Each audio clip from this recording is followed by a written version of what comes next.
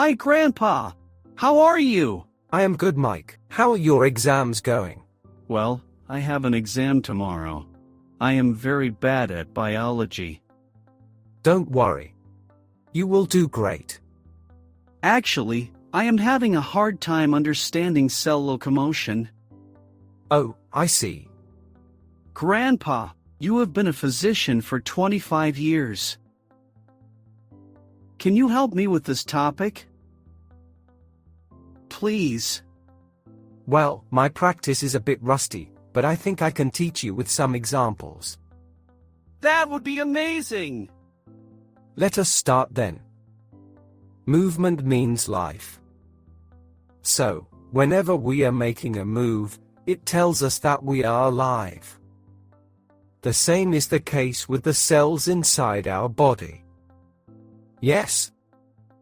They also move. We have feet for movement and they have too.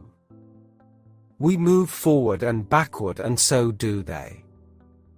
When they move, it proves that they are alive and they can perform their functions really well. When we walk, there are several mechanisms involved. But cells involve two types of movements. The first one is the amoeboid movement. The second one is cilia or ciliary movement.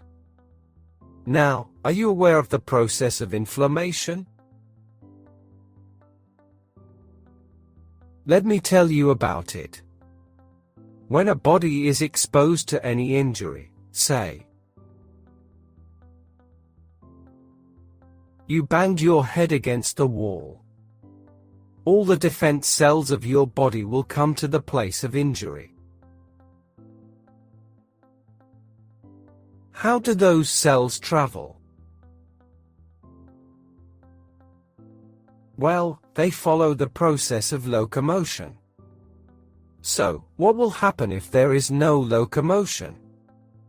Then the cells will not be able to reach their target area and will not be able to perform their functions. So let us get to know these important movements, which are amoeboid movements and ciliary movements. Explore our extensive library of over 1,800 video lectures to learn about a wide range of topics.